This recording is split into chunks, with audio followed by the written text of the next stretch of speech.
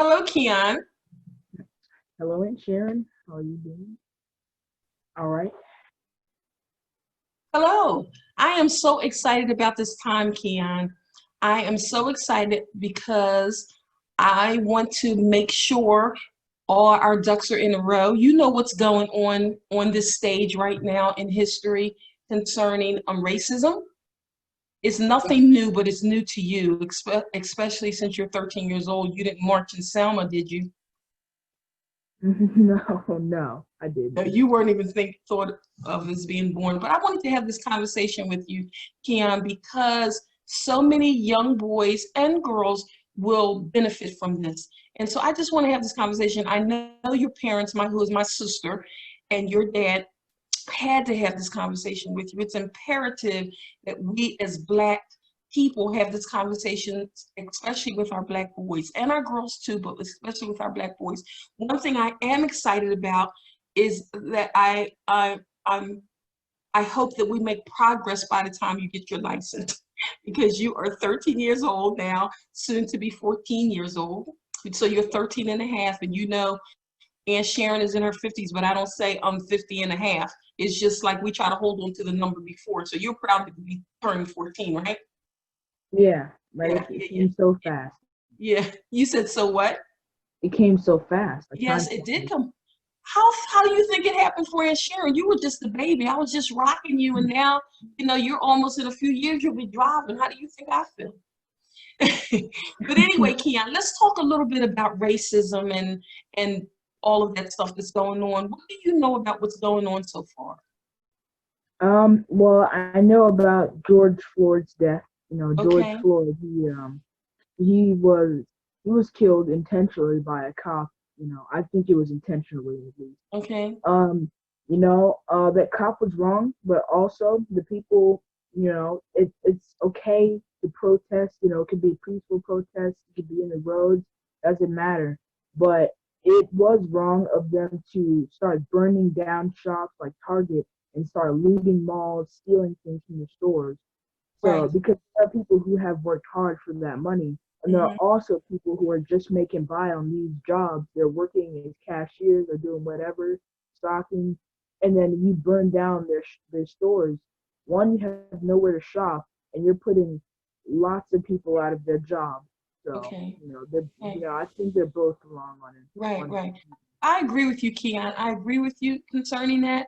I mean, it's one thing that, and you may have heard this statement before, but when people think they're not being heard, they get frustrated and they do stupid things. Have you ever felt like you weren't being heard?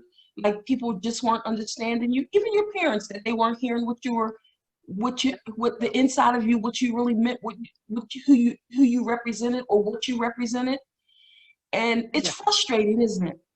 yeah, it is. Yeah. I And so first. sometimes you respond in the wrong way. I agree with you. Looting and messing up somebody's business is wrong, but so is racism. So is oppression. So you can't do something wrong and expect to get a good result back. Sometimes when you do things wrong, you get a bad result. And we both agree justifying looting and going in stealing stuff is not right. But we can't ignore the fact that injustice took place that motivated that. We know that you and I wouldn't go into a place and loot it and tear up and steal. That's wrong. I mean, that's wrong on all levels. But let's not ignore, I should say, part one. What agitated this? What started this off?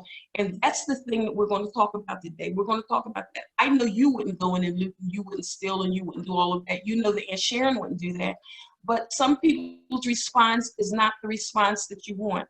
I mean, that's like me kicking somebody in the shin. I walk up to them and Aunt Sharon just kicks them and I knock them in the face. And then they knock me down on the ground. And then I say, I'm a woman. Why did he knock me on the ground like that? I mean, let's talk about what I did. I kicked him in the shins and I knocked him in the head. That sort of agitated it, didn't it? So it would be Yeah. better for me not to do that. So that's all I'm saying with that. But you're absolutely right. That was wrong, and I absolutely agree with you. So, but anyway, let's talk further on this. Let's talk about racism. How long have you been in Arizona, Keon? I've been in Arizona for a year and a few months. It'll be 2 years in September. Not sure which day though. Really? Have you been there that long already? Yeah, it's been a while since I've been here. You know, it Okay. feels like a long time too. Does it feel like, do you feel like you're adjusting? Yeah, I feel like I've adjusted a while ago. You know, I don't Okay. mind. It just gets hot out here sometimes. Okay. Okay. Now you came from Jersey, Willingboro, New Jersey, and which you're many, many, many miles from Arizona. But Yeah. you're from Willingboro, New Jersey. Tell me the difference. Did you experience racism in Willingboro? Because you grew up in a predominantly Black middle class area. You went to a school with Black people. And so now you're in Arizona and the dynamics are different, aren't they? Yeah, they're a lot different because this is this state is it's mixed with different races, but it Okay. is predominantly white. So you'll get mostly white people here. There are plenty of Okay. people in other races though. Okay. Say that again.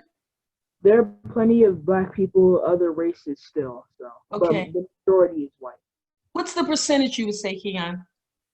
Mm, As I would opposed to New Jersey, it was all 100% Black mainly, right? Yeah, mostly, yeah, 100% black in Jersey. I would say maybe 20% are Mexican and maybe 20 to 40% is Mexican and Spanish, and then Okay. the rest would be white. There'd probably be maybe 10 to 20% black people. Okay. That's a small percentage. So Yeah. how have you or how are you adjusting to that? Um, Honestly, if I'm being honest, when I came here, I didn't really think it was a big deal. You know, I don't mind Okay. it. You know, Okay. it wasn't hard for me to adjust. So, Okay. yeah. Okay. And did it get harder as it went on, or is it not a big deal? I would like you to say it's not a big deal, but I just Like, want to hear your truth. um, really, it wasn't a big deal. But as I started going to school, it kind of got to start to be, okay, this is going on. This is going on. Okay, this is not what I expected. But you kind of have to expect the unexpected. So I Okay. still don't think it's that big of a deal. It's not that big of a deal that there's a lot of white people here. It's just the racism that comes with it. Okay. And what kind of racism are you facing? Do you find yourself facing? I find myself facing a lot of white people saying nigger in school.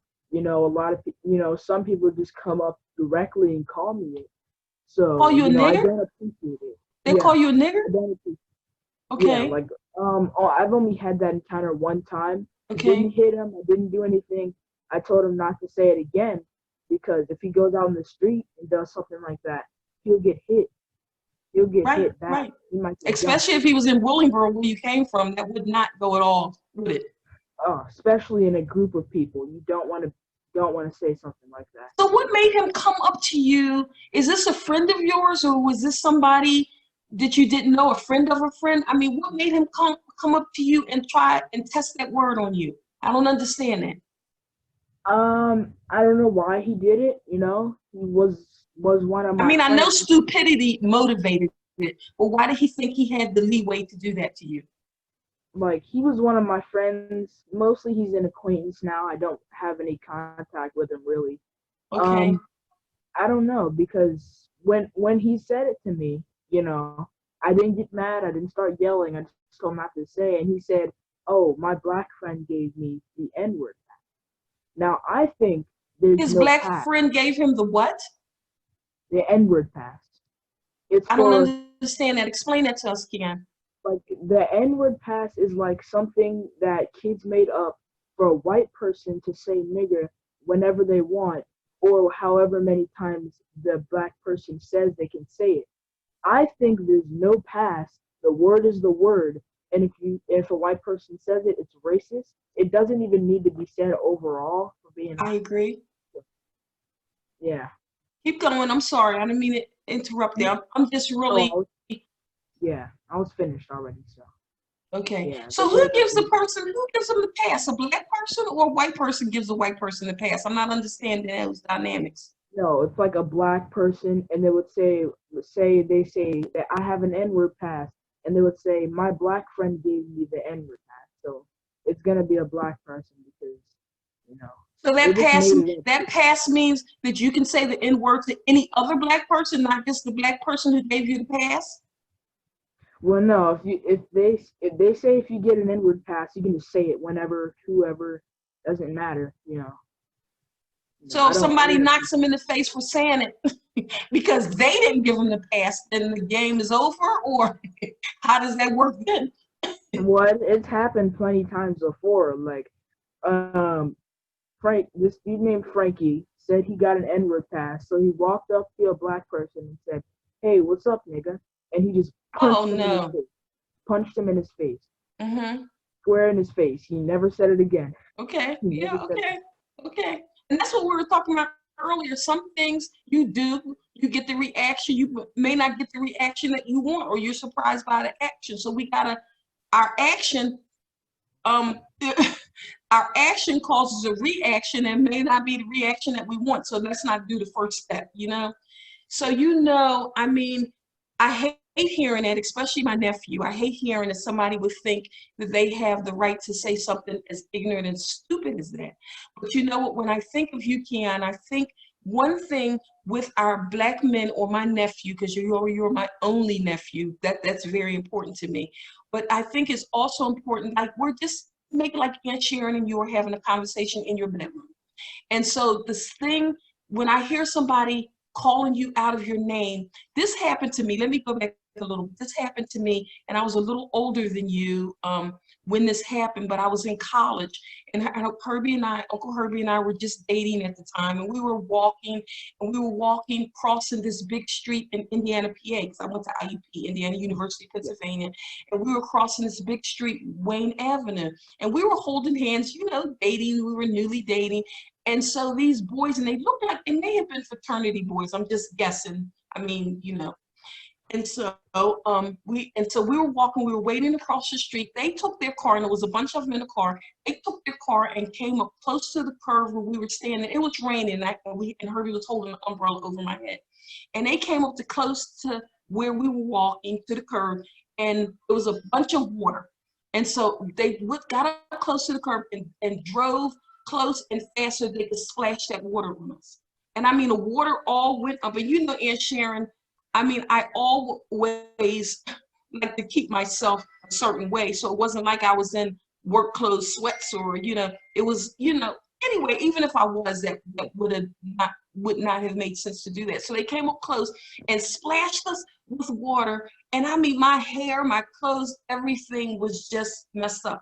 Well, it so shocked me that I started laughing. Herbie and I started cracking up laughing. It was like, what else you want to do? So what happened with these guys that were in the car? They backed the car up and came back and said, what are you laughing at? Because it shocked them, our reaction, because that reaction wasn't the reaction they were expecting. Let me back up a little bit. They splashed us with water and yelled out the window, niggers. And so somehow that just struck us as funny. And I started laughing. So they backed up the car and they were like, what are you laughing at? We just called you nigger. And I said, because I didn't know who you were talking to. Because my name is Sharon and his name is Herb. So when you yelled out your window nigger, I thought maybe it was somebody behind me. And then when I saw it was nobody behind me, I mean, I realized that perhaps you were talking to me, and it made me laugh. Well, they drove off. But my whole point is it took the power out of what they were trying to do in my life.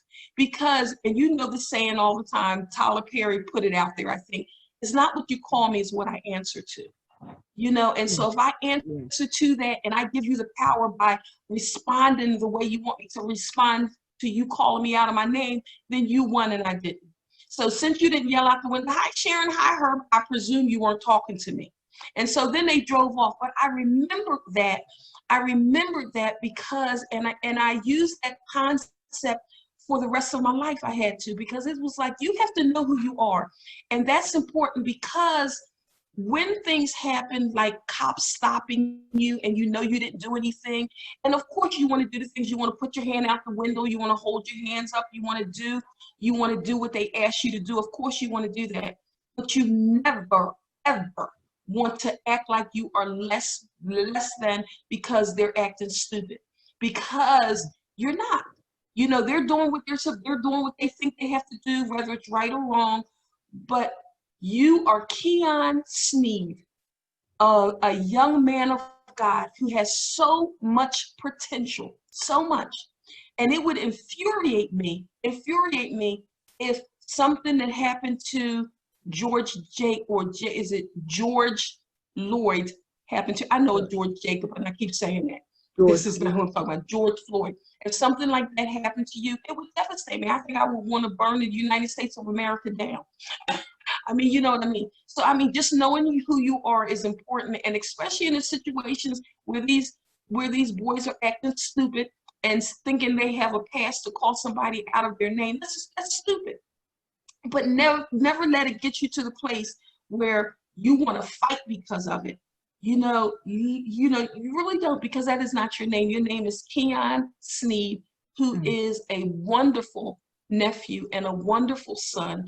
And God chose you and called you to this time for such a time as this, so that you can not only do bidding for yourself, but you can do it for others. Just in you doing this video with me is speaking to other young boys your age. And I don't know what else to say, Keon. I mean, I just love your reaction. I love how because there was a time, I know, because I used to hold you and feed you bottles where you were just like this wild little kid. I mean, I know. I mean, I loved you like that because you was just a young boy with energy. But to see this calmness in you it really touches Aunt Sharon's heart. It really does. Don't let that go anywhere. Don't let somebody take you to the next level because they're acting stupid. You know, and you have friends from different cultures, don't you? Yep, I do. Do you have a And best friend I have. or a good I would friend? say he's the best friend. Yeah, he's white, and I never want to, just because one person or a few people call me out or being racist. I Uh-huh. never want to put a label on white people as a whole, Good because I job, know Cam. they're not all like that, and I don't Mm-hmm. want to. I don't want to hate on a certain race because one person did this or one person did that. You Right, know, I think we should all love each other as a whole, because right, if not, the world the world is unbalanced, right, because everyone's hating each other, and now everyone's like, I hate white people, and it's not all of them, which is why I don't right. put labels on them. That's right. Because if I put labels on them, I'll end up sad, sour, you know, Mm-hmm. and I don't want to end up like that. So I Right. always try to think about the positive side of people. Yeah, yeah, yeah. And be who you are. Be who God created you to be. This a wonderful, smart, handsome, brown young man of God. And I don't want that aspect of your life to change.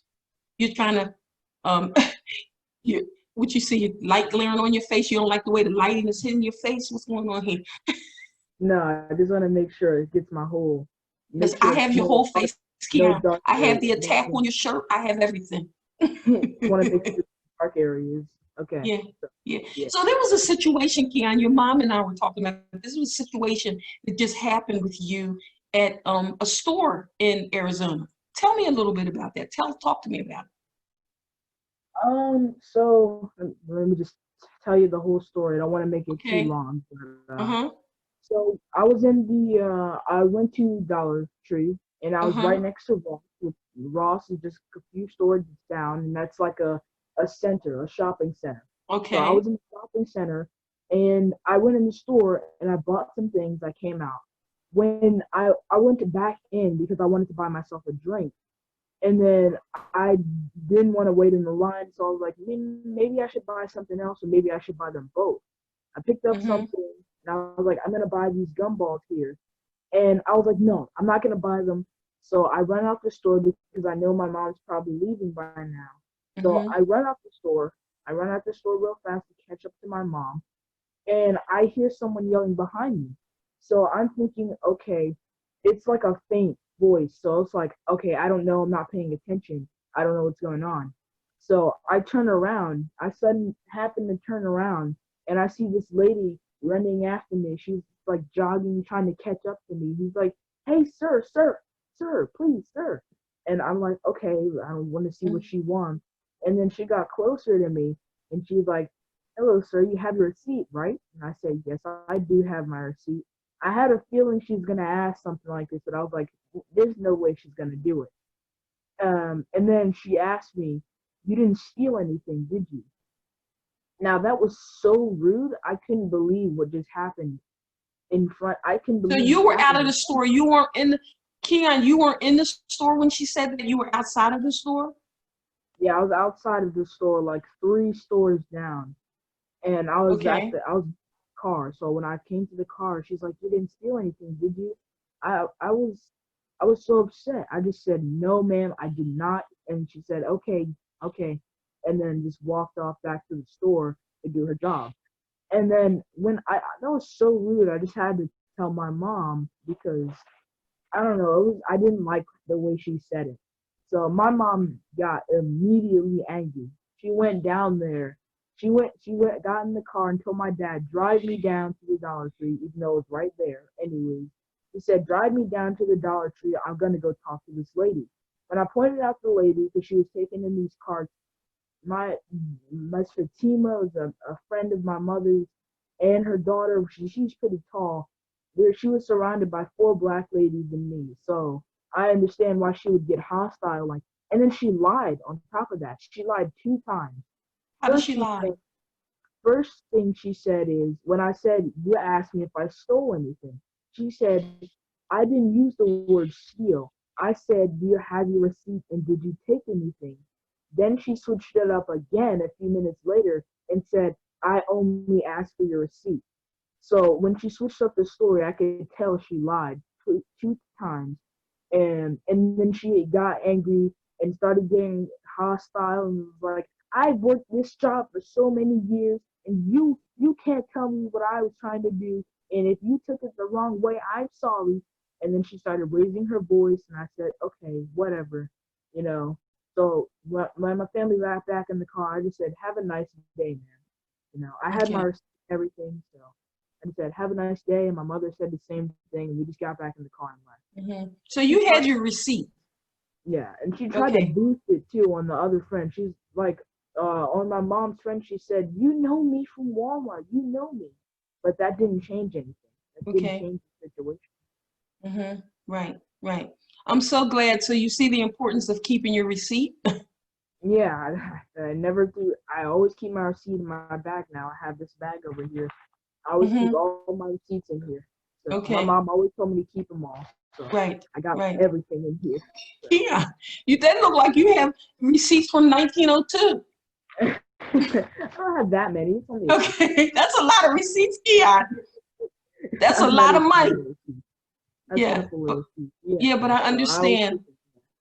I mean, I understand Yeah. you have to do that because, I mean, somebody else your age can go in the store and they can pay for stuff and they can leave out, and it's not a problem. It's generally not a problem. It could be, but generally it's not. But when we go in the store, we have to always be on our P's and Q's. We just do. I mean, I don't shop where you shop, but when I go into the department stores, I mean, and you know, Aunt Sharon, you know, I won't pick up a pencil without paying for it. I mean, you know, or sign something without. If I walk out the store accidentally with the pencil, I'll go back and take it, and it's just a pencil or a pen. So that's not the case. But I mean, I still notice when I go into department store now, their eyes are on me. It was like, while your eyes are on me, somebody else is stealing. But you know, I just ignore it. It was like, you know, it is what it is because you work here and I'm in here buying something from the department store. So I mean, that says enough with for itself. So we'll just move on. We'll just carry on. So never can take this stuff personal. Just do what Yeah. you have to do. We just have to be extra vigilant because of the time that we live in, because of the time. And you know what? And we just do. I mean, I'm sorry that that happened to you, but just know that this is the time again that we live in, and those things will happen. It's not, don't take it, don't wear it like a garment. Just be Mm. careful Yeah. because you know how things are. You know how things are Yeah. happening. But I love having this conversation. Has anything else happened that Aunt Sharon don't know since I'm here in Atlanta and you're in Arizona? Yeah. Well, this isn't that happened to me. This is actually something that happened to someone else on the news. Uh-huh. These two white men were driving down the road, and they saw a black man jogging who's just wearing gray. You know, he was Right. jogging, had some music playing, Mm-hmm. enjoying himself, Yes, that was in Georgia, and actually, wasn't it? It was in and Atlanta. yeah, and then they felt like he shouldn't be there, or I don't know what they were thinking. They just Right. got out of the car, took a shotgun, and killed him, Yeah. and did Yeah. his blood. That that made me sad. Yeah, That's it is. very And those are the things, Keon, that we're marching for. That's what people are rioting over. That's what we're fighting. We're fighting for justice for all, because that should not be. I mean, that absolutely should not be. When you come to visit Aunt Sharon and you want to jog around where I live, which is it's a mixed community, but there's less of me than it is of anybody else. But when you, I don't want you to think, when you come here, you're not safe. I can't jog around Aunt Sharon's community because a black man in this community means something off. No, there has to be a penalty for people prejudging and taking somebody else's life. People have to, I mean, that word that we use in the beginning, being woke, people have to wake up. They have to wake up. And I mean, a part of us waking up is us communicating to one another. I love that you have a friend from a different nationality. My good friend Michelle, she's from a different nationality, and we talk. Is everything always perfect? No, but we ask each other questions. And you need to do that, because otherwise you think everybody from another race is an enemy, and it's not. There aren't. And some of that rioting that was taking place were also plants by other nationalities, planting it and planting things to make like the rioting and everything was done by black people only, when they were plants, you know, put there by other races, by white people. And so there are things that they want to keep up the ignorance, as though black people are ignorant. They're just always so violent. They're just always, and that's not how we are. Really, we aren't. When I mhm. look at my nephew, I don't see a violent black man. I see a handsome, intelligent black man who has a future. And nobody did not ever take that from you. I love that. I love it. Just keep being woke. Keep your friends. I love that you address that nigger word and having a pass. Don't ever give anybody a pass for that. I don't like Yeah, it. I mean, I don't like that. Whoever came up with that, I mean, besides we knowing it was an enemy, I mean, that is not a pass that you give somebody. Absolutely not. yeah, That's like you walking up to a white person saying, "Hi, hunky." I mean, not to do that. I mean, that would be, it's derogatory, and it's not right. And so they have to respect you in the same way. You know what I mean? yeah. You know what I Mhm. mean, my Keon? Yeah, I know So what when you are you mean. coming to Atlanta to see Aunt Sharon and Uncle Herbie? I don't know. I have I, no idea. I don't even know if we are. I hope we are. You okay, know. okay. And another thing about this is it's not even just black people that are doing these marches. If you look in there, you can see a Yeah. couple white people in there, and Yes. It's more than a couple white people. It's a yeah, lot of white people who are woke. Go ahead, keep well, talking. I'm sorry. I didn't mean to cut you off, sweetie. yeah, there's different races in there, Yeah. that, and that proves that all white people aren't just maniacs or racist.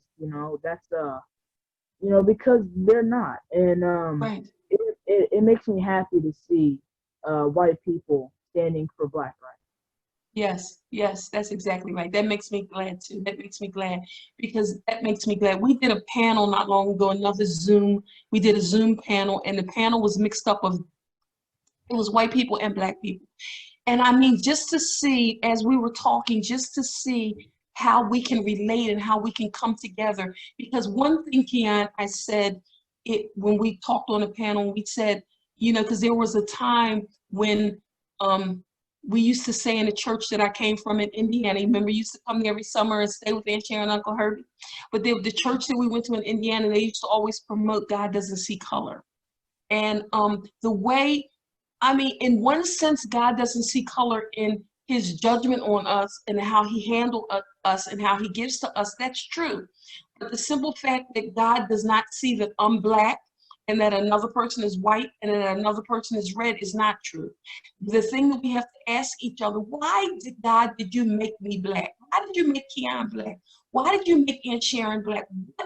There's a purpose in it. There is a purpose. I mean, I can go into a black community and I can speak truth to that community easily, much more easier than a white person going into that community. So there's a reason. That's just a small example, but there's a reason, there's a purpose for everything that God does. There's a reason why you're a brown boy, you're living in Arizona, you're intelligent. I mean, God has everything already planned out for your life. We just have to follow his plan for our life. Sometimes we may fall down, we may miss it, but the mind of man plans his way, and the Lord directs or redirects his step if necessary. And so, stay woke. Talk to us if you need to talk to us. Know that you are an excellent, excellent young man. And I love you so much. Aunt Sharon loves you. We have to do this talk again, Keon. If you can think of a topic, or you go through something and you think we need to talk about this, we need to put this on YouTube, give Aunt Sharon a buzz and let's wrap. All right. Okay? Okay. Okay. Yeah. I love you, bub. All right. I love you Okay, too. let's talk soon. All right. Okay. Wait a minute. Wait. How are we going to end this? Are you going to blow me a kiss? We going to do a hand bump, or what are we going to do? Head bump maybe? Okay. Or a high five? Okay, yeah, high five. Okay, let's do a high five. Come on. All right. Ooh, love you. Wait a minute. I have to take a You picture too. of us. Love you, babe. All right. Stay there. Don't go anywhere.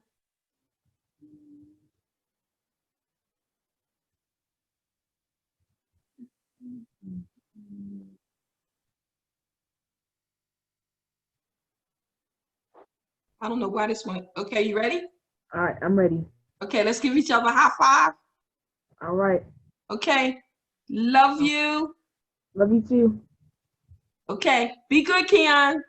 All right, I will. Okay. Bye-bye. All right, bye-bye.